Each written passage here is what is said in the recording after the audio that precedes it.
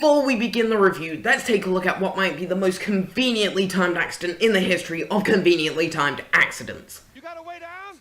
Yeah, I think so. With that out of the way, Uncharted 4. Is it good or bad? Let's find out.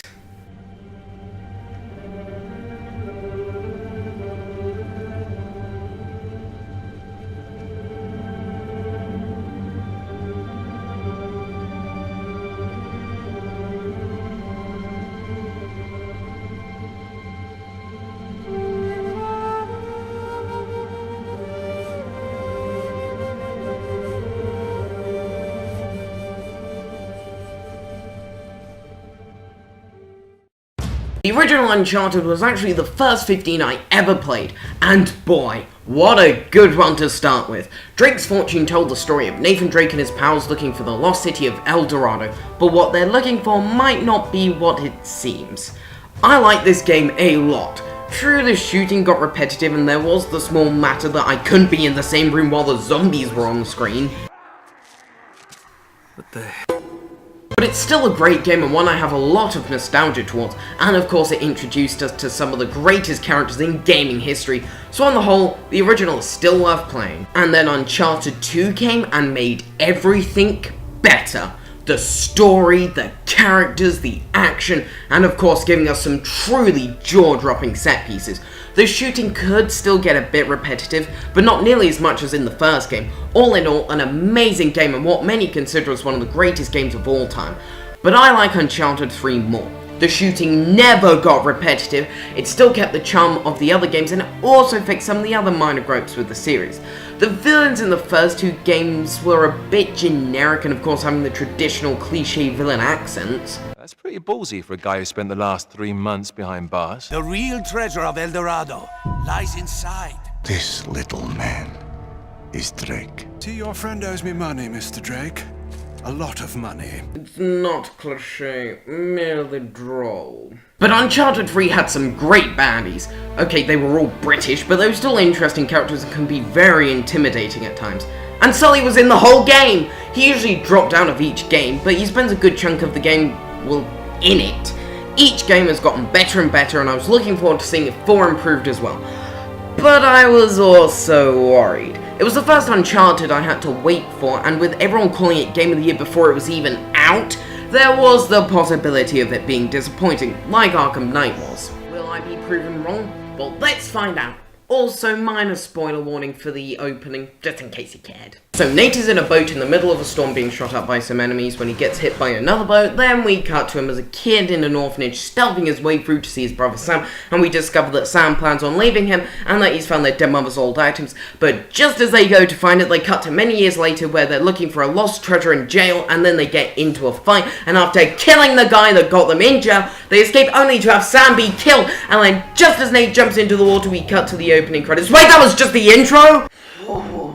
The story continues 15 years later where Nate has started a normal life with his now wife Elena, who spends their time doing their jobs of journalism and scuba diving while squeezing in some Crash Bandicoot.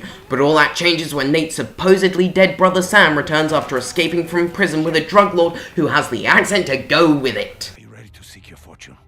I'm making you an offer you can't refuse. He tells Sam he has 3 months to find the lost fortune of Henry Avery, so Sam goes to enlist the help of Nate, thus beginning an epic quest to find Henry Avery's lost fortune. While a former friend turned enemy named Rafe is also looking for the treasure, but also has an army supplied by the Nadine Ross that is currently on the screen backing him up. There's only one word to describe the story. Amazing! It's compelling from start to finish and still has that Uncharted charm. The characters are what brings the story to life, and just like previous games, the acting is some of the greatest in any game. Sam is voiced by Troy Baker, the leading man for video game voices these days, and he's as fantastic as always. Even though you will have built a bigger connection with Nate, Elena, and Sully, I really felt what he meant to Nate, and he clicked with me early on. Oh, did I forget to mention Sully's back? The three mains are likeable as always, even if they are mass homicidal murderers. We also get some great villains. As I said, the previous Uncharted villains have been a bit generic and not very interesting, but Uncharted 4's villains are very interesting. The drug lord has been driven mad by spending so much time in prison and can change moods very quickly, especially when it comes to the treasure. Nadine puts up a very strong fight, and Rafe has spent years looking for the treasure and is also quick to mild annoyance. Seriously, is it me me, or is this the most calm angry ever?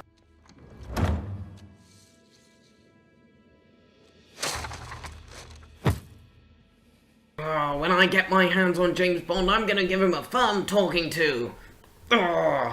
Well, it sounds like they're still traditional Uncharted baddies. I'm just giving you the basics. There's more to them than that, so the villains get my thumbs up. The set pieces are what makes the series so epic. Here, a lot of them are bigger in scale, but shorter in length. But when they do get long, they're as epic as you could imagine. While I do wish Naughty Dog didn't show the Madagascar chase at E3, it's still breathlessly exciting. Oh god, shoot them, oh god, yes, climb up, take him out, yes, okay, come on, shoot them, die, no! The story is brilliant, it's huge in scale and still has that Uncharted charm. If you don't know about the story yet, stay off the internet while you play to avoid spoilers. That's what I done and I'm thankful for it. Okay, we get it, the story's fantastic, but what about the gameplay?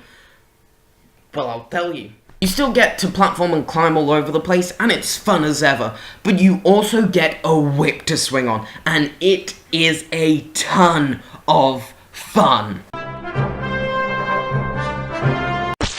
You can also slide in a lot of places, and it never gets old. It's just awesome! Whoops. Hand-to-hand combat feels a little clunky at first, I'm not sure. There are parts where it feels like I should be able to counter, but you do adapt. Not sure what they did differently, but Naughty Dog have definitely done something different. It's still fun though. Obviously the main attraction to combat is shooting, except it's done a million times better with the inclusion of stealth. You could do a bit of stealth in the previous games, but here it's fleshed out massively. You hide in tall grass, you can mark enemies, and you can either take them out with a silent takedown. I've played too much Arkham City. Yeah, anyway. Enemies have a sight meter, and once it's full, they'll go looking for you. If they see you, time to get the guns out. Trying to stealth your way through each level is a compelling task, and even when you get caught, the shooting is still a ton of fun. But the biggest new feature in gameplay are the vehicles. Throughout the campaign, you'll be able to take the wheel of a car or boat and drive it. I was shocked at how little they were used. You drive the boat for a bit during the opening and you don't control another vehicle until Chapter 10. The vehicles control really well and are used for exploration more than set pieces. There's not a whole lot else to say, but these sections are a ton of fun to play. Other gameplay features include being able to swim underwater, that's good fun, and you can pick a lot more up. It's the little things, but they make the world feel a lot more alive. The final part of gameplay are the puzzles. They're great. Being a huge Professor Layton fan, I really enjoyed at how Layton-esque they could be.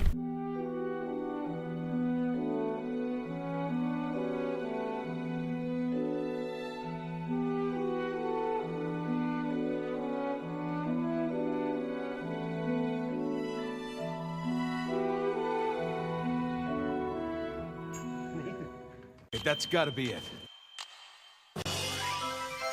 So obvious. A good chunk of them requires some brain power and are very creative. Just like basically everything else about this game, the puzzles are fantastic. But there's one thing in this game that isn't fantastic at all, and that's the graphics. The graphics are easily the best I've seen in any video game. They're phenomenal. The detail is impeccable, and there are times when you'll just want to take in the sights, especially in Kings Bay, and the locations themselves are just enthralling to explore. They're impressively big and with some lovely touches. One of my favourite scenes is at the start of Chapter 4 in the basement. I won't dare spoil it, but if you've played the previous games, prepare to board the nostalgia train. So the campaign is phenomenal, but what is there to come back to? A series trademark has been the hidden treasures. They're fun to find and better hidden than in previous games. You also get bonus dialogue and journal entries to find, and you unlock bonuses to replay the game with, like gameplay mods such as no gravity, cel-shaded graphics, and helium voices. All this running around, surviving by the skin of our teeth. I think we've actually taken a moment to step back and appreciate just how far we've come.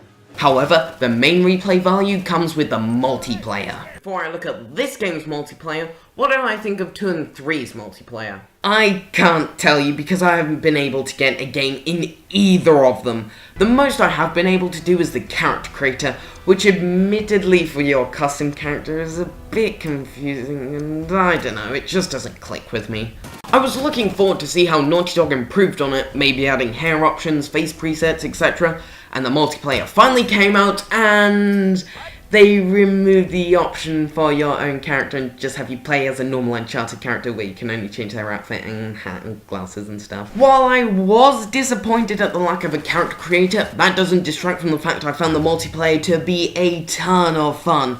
You obviously get to shoot enemies, but you can also platform, slide and swing across the map. It makes the stages a lot of fun, my favourite being the pirate colony. When you kill and revive players, you get money to spend on rocket launchers, CPU-controlled snipers, healers, and brutes. You also get power-ups that are basically references to previous games. I found all this to be a lot of fun and it works really well. There are 4 modes for you to play in. You have your standard deathmatch and also a ranked deathmatch, but then you have Command and Plunder. Command has you capture 3 points while the enemy does as well, and whoever has each point their own for the longest is the winner. This is easily my favourite mode. Seeing as there's 3 points, there's always a point for you to reclaim or stop the enemy from stealing. I also like the captain system, where one player from each team gets a lot of bonuses like a discount in the store, but the enemy also gets bonus points if the captain is killed. It's seriously satisfying when you kill the other team's captain. You could say I bust a cap in him. I'll just go. Plunder is also a lot of fun. An idol spawns in the middle of the stage and each team has to take it to their chest, while the other tries to take it for their own. The first team to safely place the idol in their chest 3 times wins. I love how no one seems to realise they can climb on the idol, except me. This is a very action-packed mode and gets very exciting. Okay, come on, almost there. Almost there! I find the multiplayer to be a ton of fun to play and one I'll be coming back to, especially with more stages and modes coming in the future. This game sounds perfect. Is there nothing wrong with it? Well, I have a couple of nitpicks. The one thing that is an actual nitpick would be that during a point in the game, Layton and Elena will just talk about their lives, and while I know why they did it does feel forced. My other nitpick is really just digging at the bottom of the barrel, and that is that sometimes the AI for characters like Sully can get a little buggy.